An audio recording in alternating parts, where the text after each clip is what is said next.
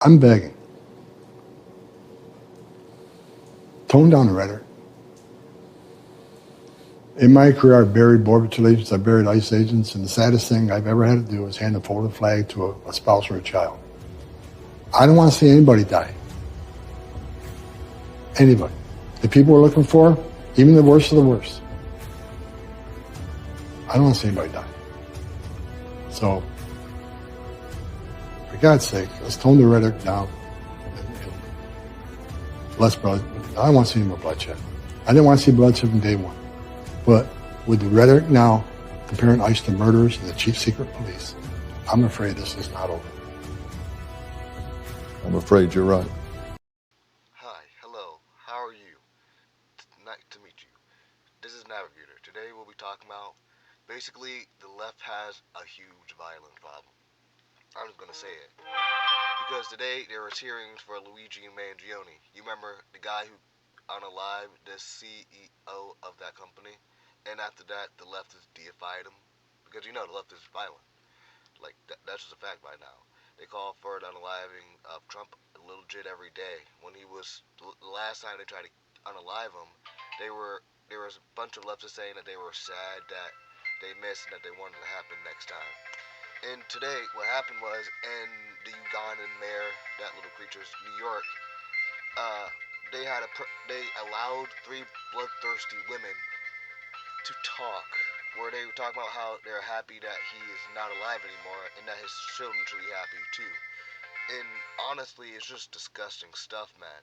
Like, it really is, and kind of sad, because we're in a point where in America where, yeah, half the country, I don't even think it's half, the Democrats want, definitely 100% want MAGA to be, not alive anymore. That's just a fact. But don't take my word. Look at these 3 harpies. I said what I said. I don't give a fuck. His children are better off without him. They need to learn to not be like their dad and enjoy the blood money, kids. What was that? I didn't get that, what you said. I'm standing on business. Fuck Brian Thompson. I don't give a flying fucking dime. Millions of Americans. I liked it. Millions of Americans suffer every single day from the lack of negligence when it comes to United Healthcare. We had a literal infant named Gisela who, because of how negligent her health insurance was, she died. An infant died. So if you guys are okay with someone like Brian Thompson being around and that being a part of our society, that says more about you as a person, because you look absolutely monstrous defending someone like that who participates in social murder. That's what we're Mass social murder. He's responsible for more deaths than Osama bin Laden, and I remember Americans celebrating when Osama bin Laden was killed. It's not like we don't understand heroic violence or like when violence is good. That's like, as America gets. I mean, why do we protect the Second Amendment so much? Is it to allow people to shoot up schools, or is it for us to protect our democracy? I think it's to protect our democracy. It's not saying, we should all take up arms, but when your democracy is eroded and there's no other option, like, what are we meant to do? Yeah, that's just really disgusting. And it disgusted and honestly pissed off a lot of people. Like, it just makes sense, and I'm not surprised they're acting like that, especially after that little creature that Ugandan thing got elected in New York. Because, with Muslims, they won't really care about crimes. They love the violence. I mean, look at all the Muslim nations. But yeah, here's Fox News even going on about it, and how, yeah, they're just not this disgusted. They're vehemently angry. But see, take a look. A trio of bloodthirsty women, big fans of Luigi Mangione, and somehow granted press passes by City Hall. Here they are camped out outside the courthouse. Now, why? The backdrop for their appearance? Today was an evidence suppression hearing for the accused United Healthcare CEO killer, during which the judge handed prosecutors a pretty big victory in granting Luigi Mangione's bid to suppress some of the evidence at his murder trial. Here's what the judge had to say. The evidence found during the search of the backpack at McDonald's must be suppressed. That included the magazine, cell phone, passport, wallet, and computer chip. But all the evidence gathered at the police station is still admissible, and that includes the 3D printed gun, the silencer, importantly, the red notebook, the quote-unquote manifesto. All that's still on the table. But let's get back to the sickness, the ugliness outside the courtroom, because it's profane, it's vulgar, it's actually something too hard for us to imagine. Walking around as normal citizens in America, interacting with our fellow citizens, thinking exists. This kind of sickness. Those three aforementioned ladies, the fans of Luigi Mangione. You have Ashley Rojas, for one, who had this message outside the hearing. I wish I could play for the video because the tone, the confidence, the certainty, the flippancy of these women's comments is just as important as the actual words. But let those words linger on the screen before I read them to you. Ashley Rojas said, F. Brian Thompson. She, of course, didn't censor herself. She said, that's all I want to say. I stand on business. F. Brian Thompson. F. his mom. Another, perhaps the most obnoxious, and now I've set the bar pretty high, but the most obnoxious, named Lena Weisbrot, had this to say. His children are better off without him. They need to learn not to be like their dad. And by the way, enjoy the blood money, kids. He's responsible for more deaths than Osama bin Laden. And I remember Americans celebrating when Osama bin Laden was killed. It's not like we don't understand heroic violence or like when violence is good. If I'd had this video, I would want to play all 90 seconds for you, uninterrupted. And I know that some of you would have said to me, why play that? That's gross. I don't want to see that. I don't want to hear that. But I think you should. I think you should read those words on the screen. I think you should know that this walks amongst you. This dress is in colorful hair. Black and white, green and black, purple and black stripes. Fancy. This is dressed like a 40s flapper girl. This is dressed like people who think that they're cool. Walk around thinking they're normal, and walk around thinking you are the one who's insane. They have sanctioned murder. They're bloodthirsty. They ask for it. They sanction it. They glorify murder. And this is where we are. The only real question, I think, for you, and the only real question for me, is to say, what do we do with fellow citizens who have gotten to this place in their mind? And if that's not enough for you, I've got this. How about a wild teen takeover? This time at a DC.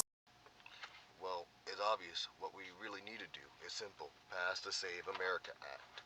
We need proof of citizenship, that's one, and photo ID. And if you one of these people who say that photo ID is racist, everyone in my family has photo ID.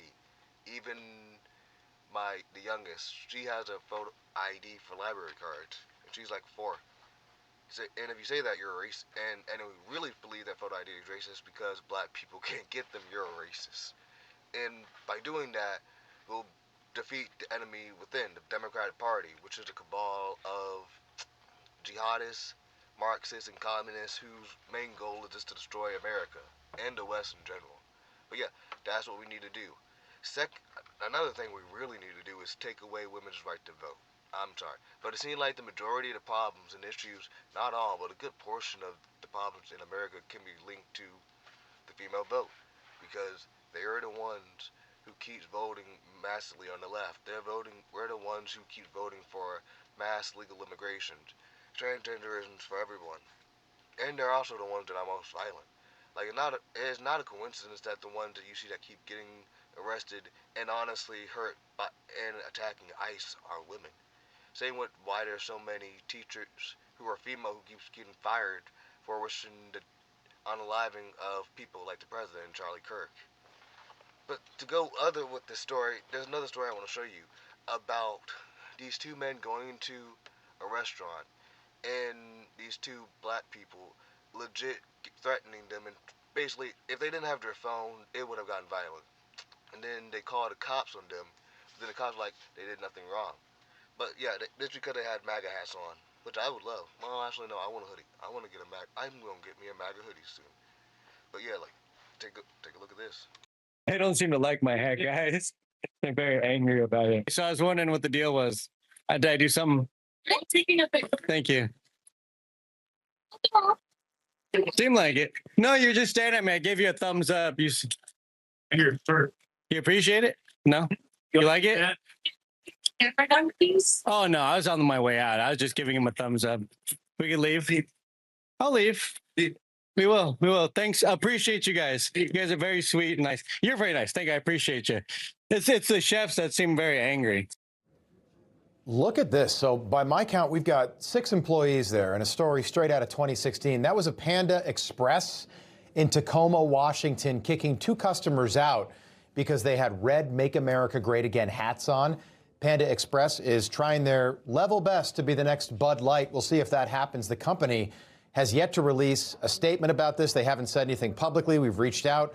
Chris Sims and Danny Rebel were the 2 customers who were told to walk out of that Panda Express in Washington because the cooks apparently didn't like their hats. Gentlemen, nice to have you on. Chris, walk us through what happened.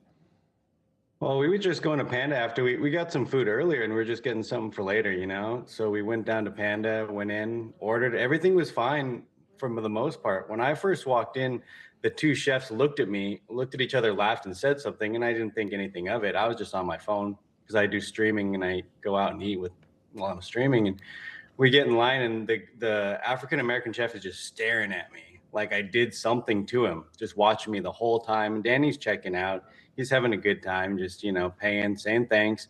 And as we walked out, I looked at him, I just gave him a thumbs up because he wouldn't smile, didn't have any facial expression. And then he kind of walked over, and I was like, did I do something to you guys? Is everything okay? And he's like, it's what you're wearing, your hat. And I said, you support my hat? You support it? You don't, you know, I just kind of question it. And that's when the guy's like, you need to go. Were you recording when you walked in?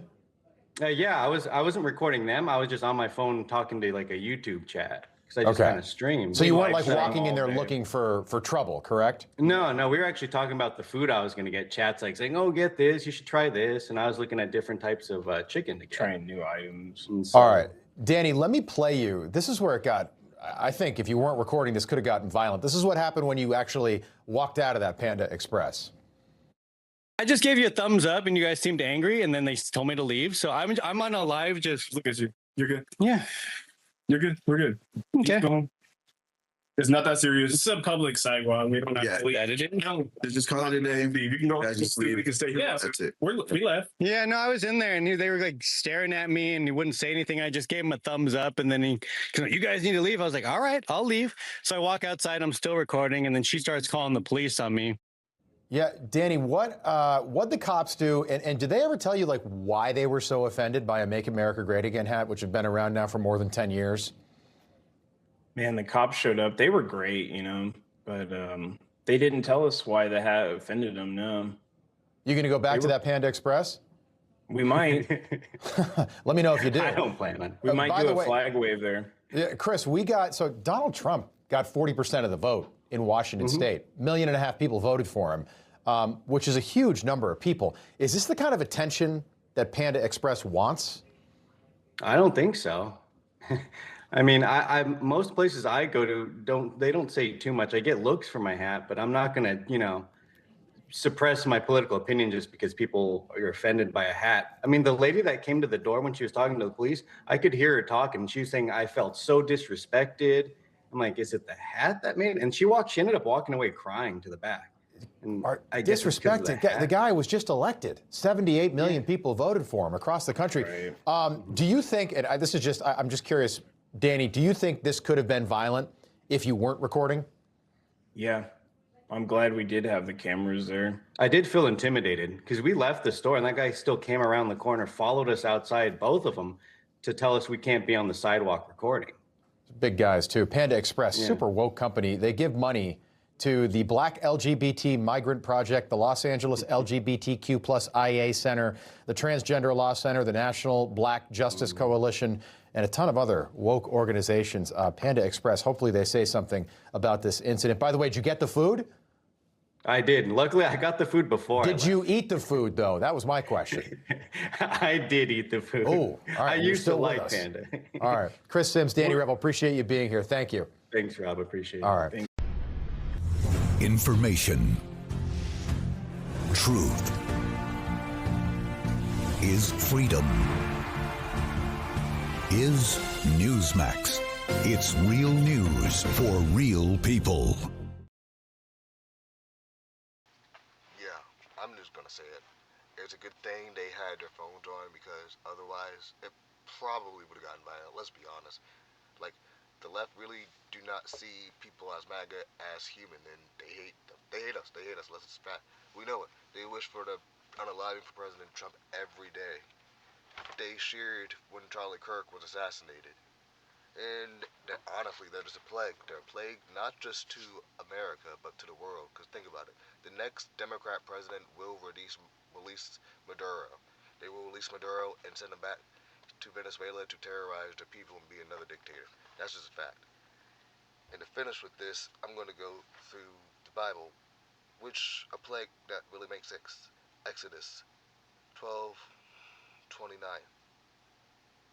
And it came to pass at midnight that the Lord struck all the firstborn in the land of Egypt, from the firstborn of Pharaoh who sat on the throne to the firstborn of a captive who was in the dungeon, and all the firstborn of the livestock. Pharaoh rose in the night, he, all his servants, and all the Egyptians, and there was a great cry in Egypt, for there was not a house where there was not one dead. Thank you. This has been Navigator. Come back again soon. Leave a like, maybe.